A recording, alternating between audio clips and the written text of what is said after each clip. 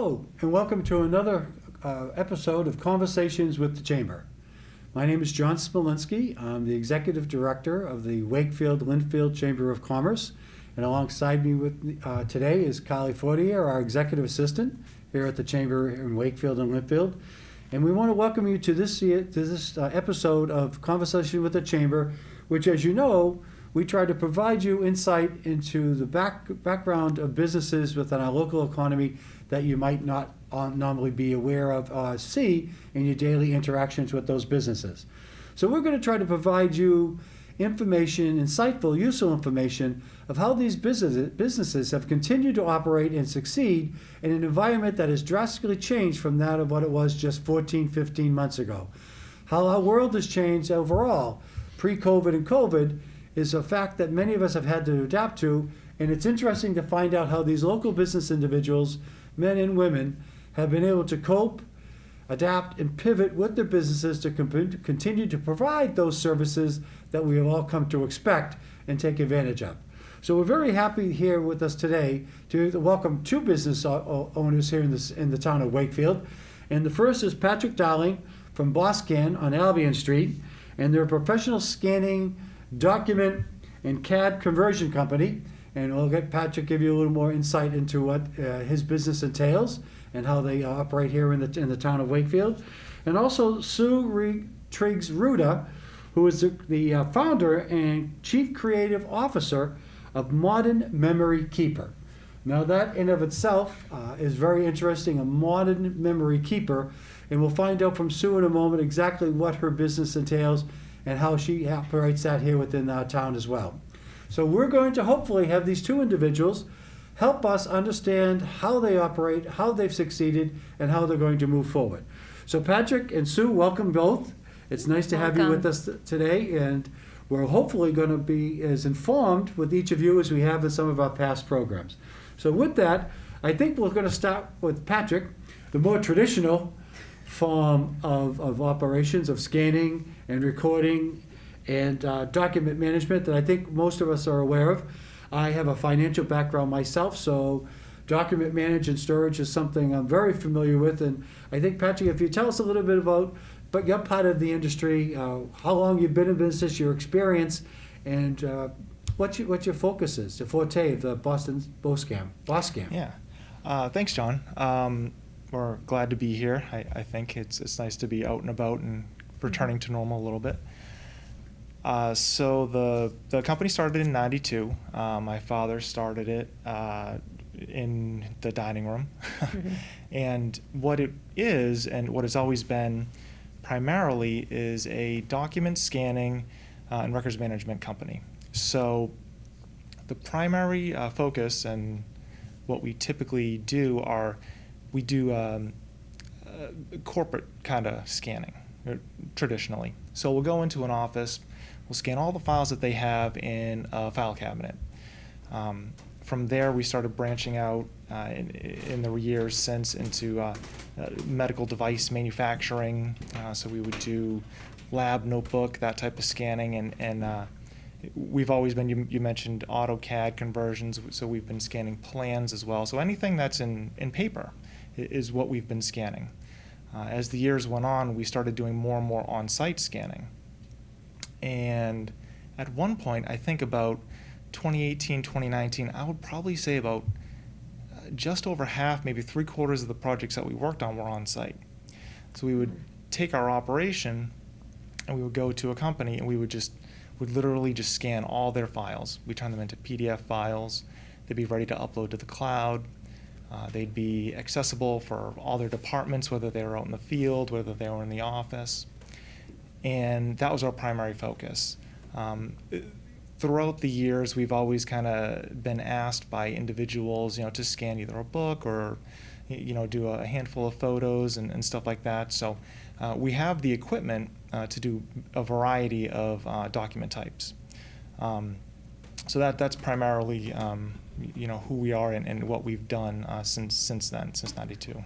Now, the industry, as I recognized it over the years, you talk about document scanning and retention and such. So it's not just a matter of walking in. You have to organize documents, file it accordingly.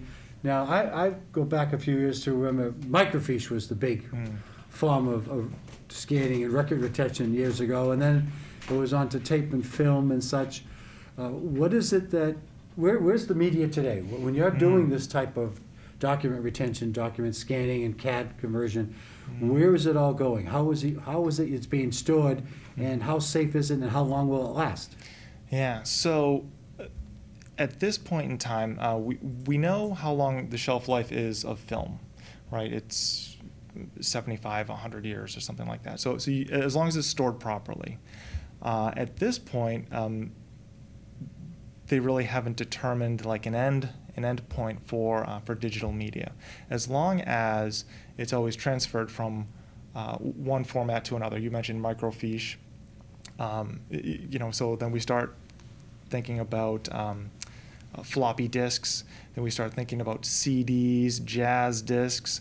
So as long as you have the most current form, like right now, everyone's putting everything on the cloud, right? But ultimately, that's stored on a server somewhere, whether it's internally in someone's office or whether it's through a web hosting company that has a server. Maybe they have a server farm.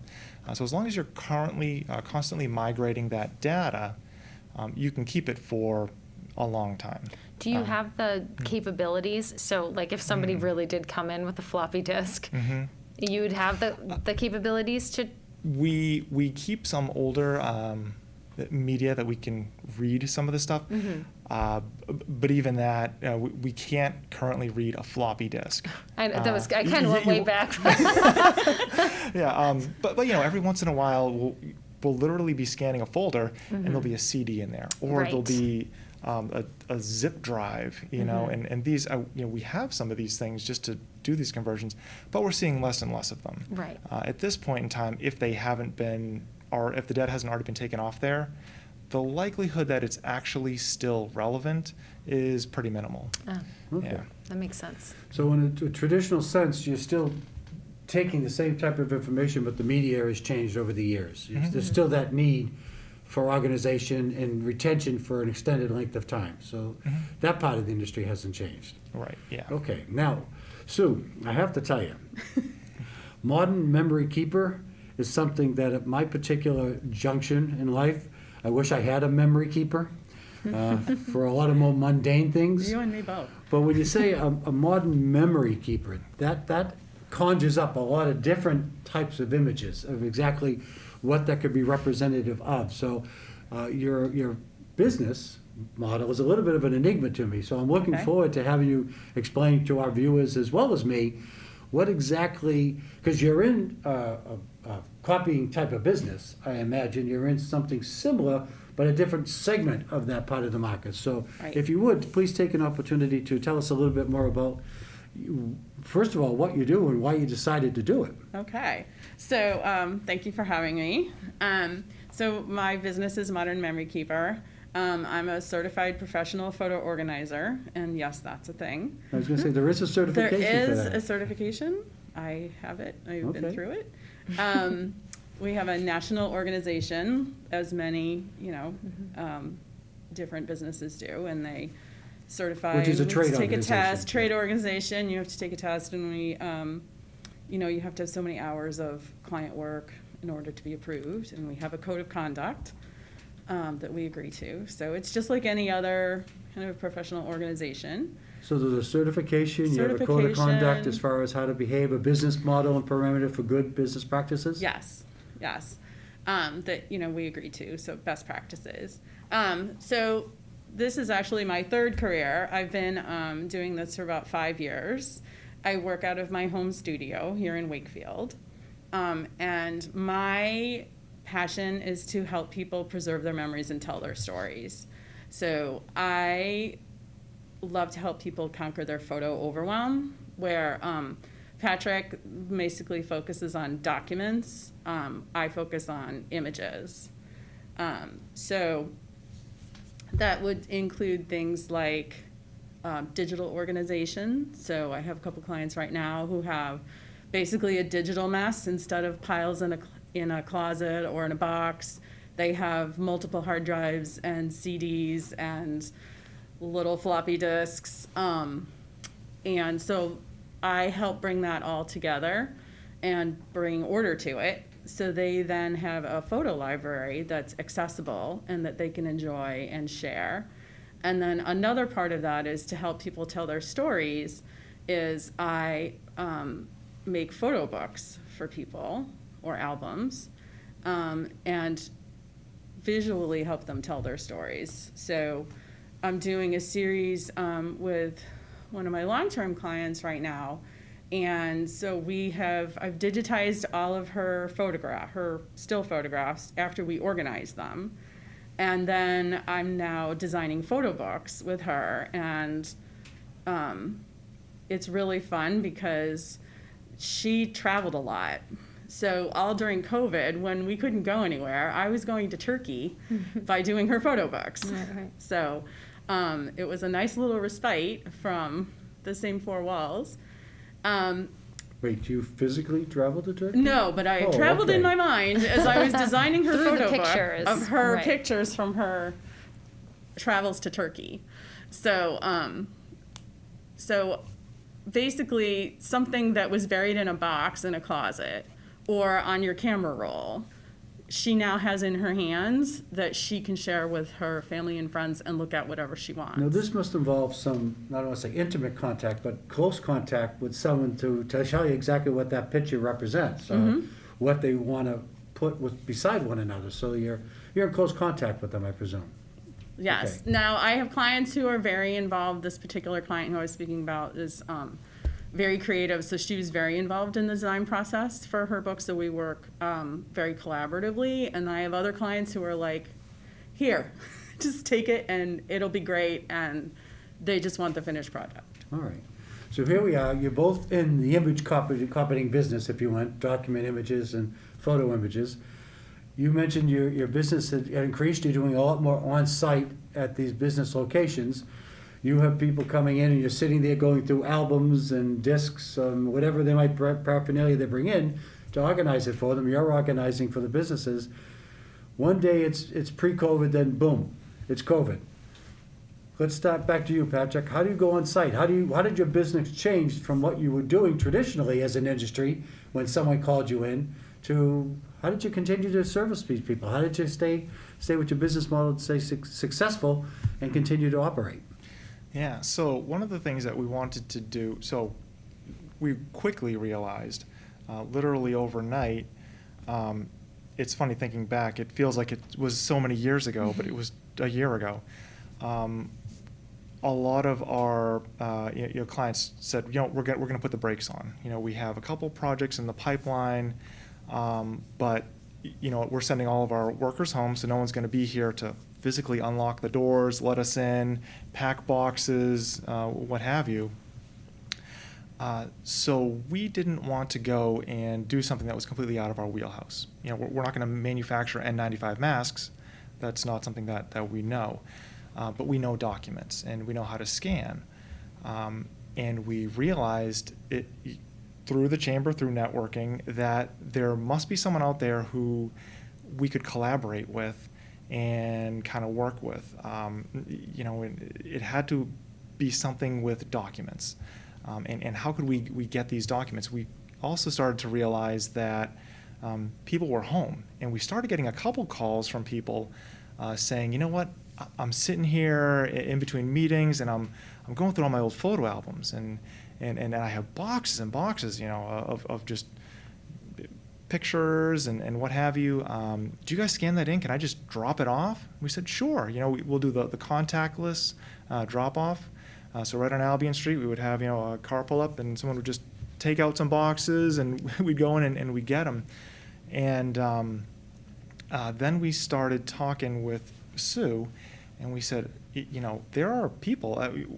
We're good at scanning, so we can get these images in. We can scan them really fast. We have the equipment to do that, and that's what we started doing. And then we would speak to some of these individuals, and they would say, what we're doing now is, this was before the holidays, what they wanted to do, several individuals, was send this, whether it's in the cloud or on a USB, they would drop it in the mail to family members that they weren't able to see. Because again, if you think back at the time, no one's really traveling, so not as many people were going to see family members, but they wanted to share these memories. They still wanted to be there. So we said, okay, we can get it scanned in for you.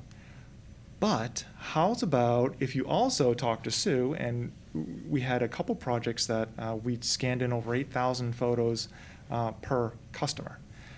And we said, we can get it scanned in. We passed along some information to Sue, and we passed Sue's information along to them. And we said, if you want these organized, by family member or, what have you, maybe some of the photos need a little bit touching up, that's not in our wheelhouse. But we know someone who could possibly help out with that.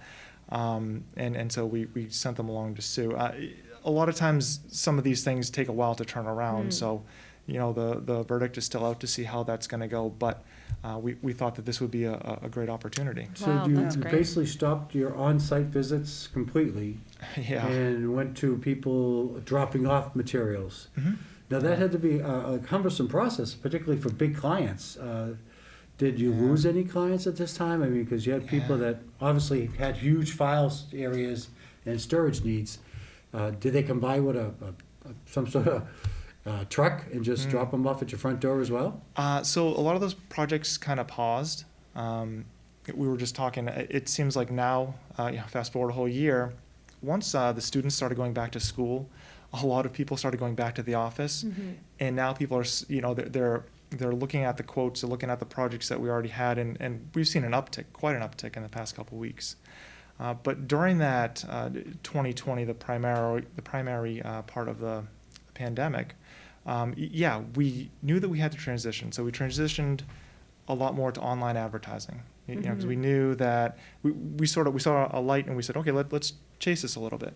We knew that people were looking online, so we started doing more online advertising. We posted a couple of pictures about how we were scanning some photos, and then all of a sudden people started emailing and calling us. So that's kind of the path that we started to take at that point. I'm curious because I would think, when the pandemic hit and then after a few months, I think a lot of businesses, maybe not as much local, but I know, larger businesses started to just say, hey, we don't need you. We don't need you in the office type of thing. And, or we only need you every other week. And then they have like the employees kind of going every other. Did you see any new clients like saying, because I would imagine, if you're at home now, you're going to need all those documents, accessible to everybody. So you're not in the same office. Did you see any new clients that were saying like, hey, we're actually not going to be in the office now until for the foreseeable future, this is the service that we need because we need these accessible. Did you see any of that? We did actually, and it was strange. We went into Boston a couple times just to pick up documents from companies who were leaving the city. They said, you know what, we can't see at that time. We can't see an end to this. We're moving. We're leaving our office. We don't want to take 16 cabinets worth of files. But we need to access them, like you just mentioned. So we did a lot of pickups during that time. We'd drive in, we'd pick up, things that were already boxed, which was nice because when we have to box the documents, it takes a lot longer. And we would bring them back to our office. So we were scanning photos as well as companies who were leaving the city. And we were walking into, a few high rises in the city and floor after floor, they were just empty. Things that you'd never expect to see. It's different today, but we did a lot of that. So here we have a high volume, Patrick, that you're accustomed to, like you said, 16 file cabinets information. Back to you, Sue. What do? Here you are almost like a in-house assistant if you're coming in to pretty much organize someone's disorganized or disarray of collection and collage of various pictures. And when you get down to the fact that you need to be looking over someone's shoulder or they're over yours with COVID, how does that impact your part of the industry? I mean, he's doing big businesses. You're providing a very personal, hands-on, hey, I'm here for you. I'm going to help you save your memories. Modern memory keeper. Yes. How do you get that same understanding of what they want you to do if you can't meet with them or you couldn't meet them? Yeah. Well, when everything started to shut down last March, my business essentially stopped.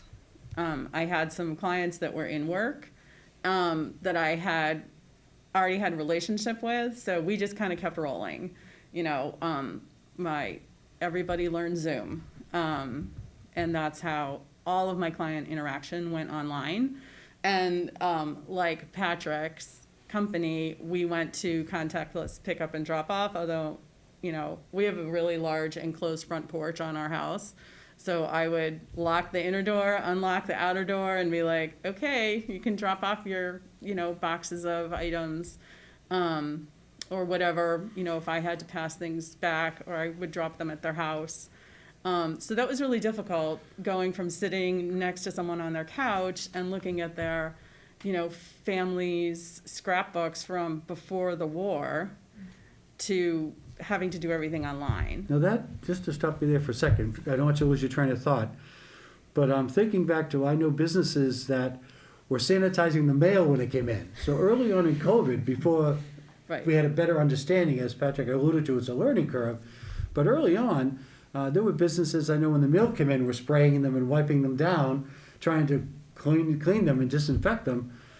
You just said you have people dropping off boxes Yeah. of who knows what kind of stuff on your front porch. Was that a little hesitant for you to do that? No, because as I said, it's completely enclosed.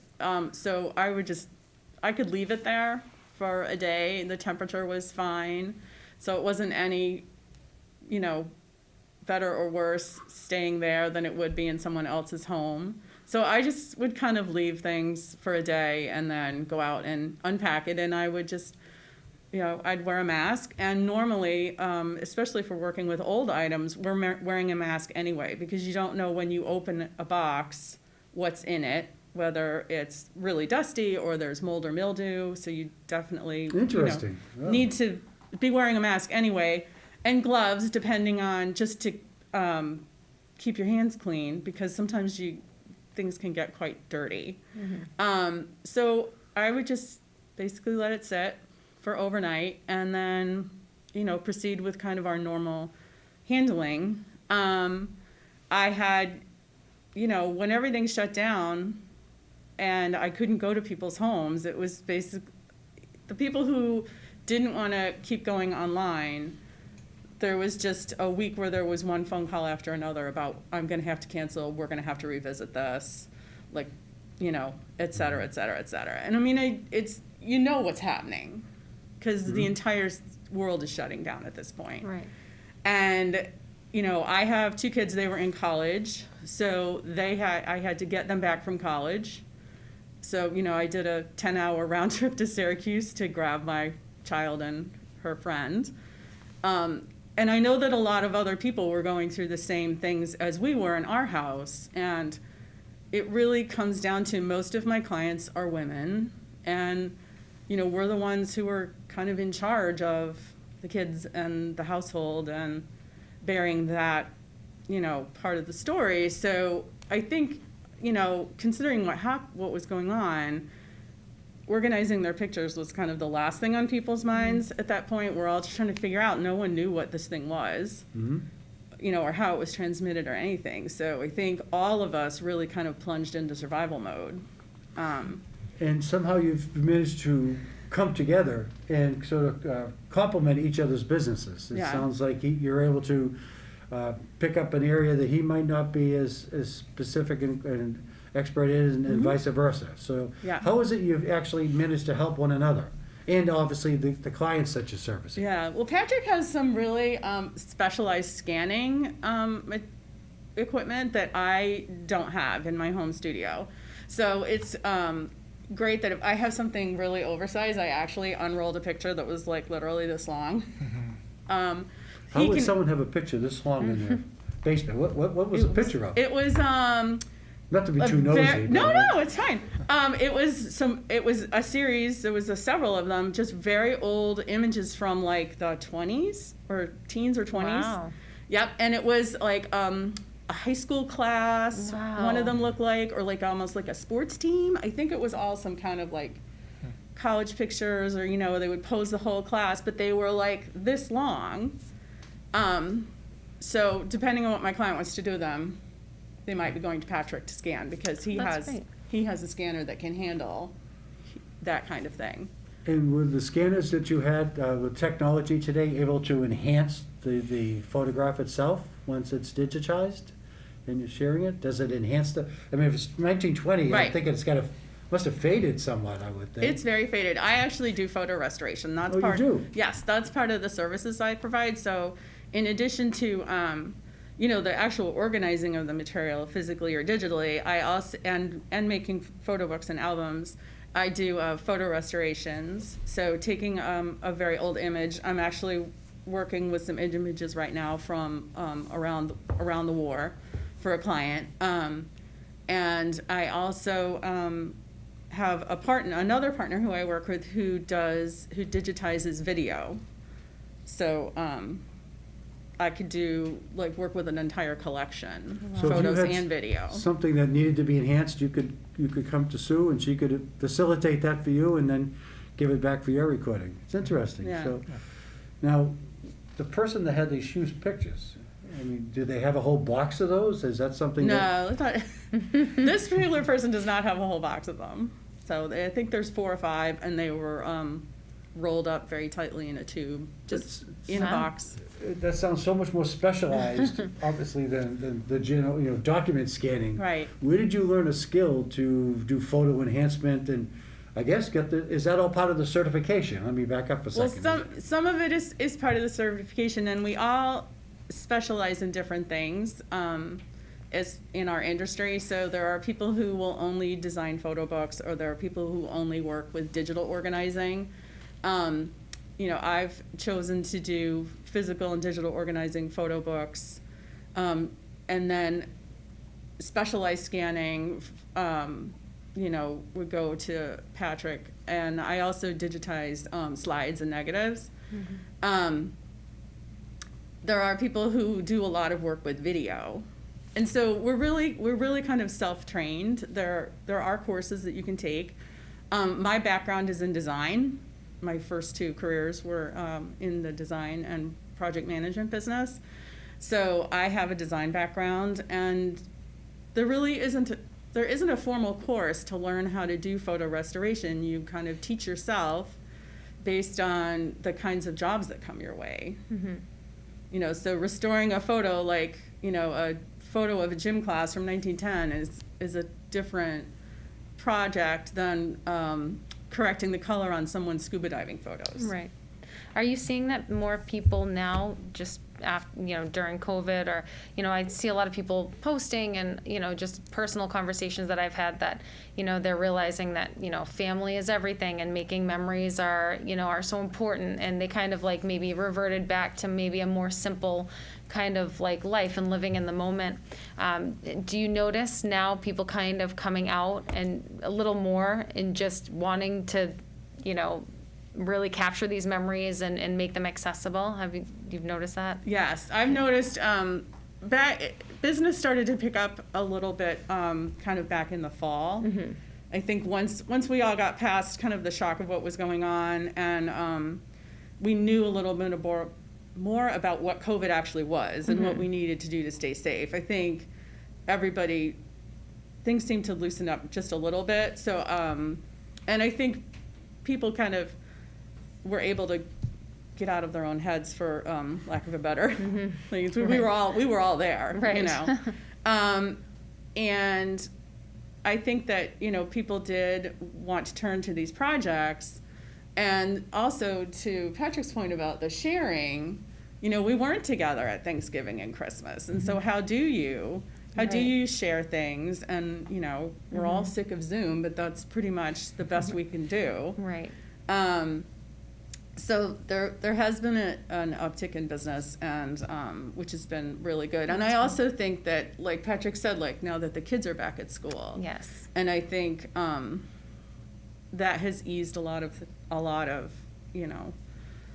problems. And I think the other thing too that I kind of wanted to mention was, there was a lot of talk during the pandemic about, oh, everybody has all this free time now. Like, we're going to go through our pictures, and we're going to do this, and we're going to craft, and blah, blah, blah. And I think that it did a real large disservice to a lot of people who didn't have a lot of time, who were scrambling to keep their business going and homeschool their kids. And, keep everybody safe, and how often do you go to the grocery store? And so I really think that,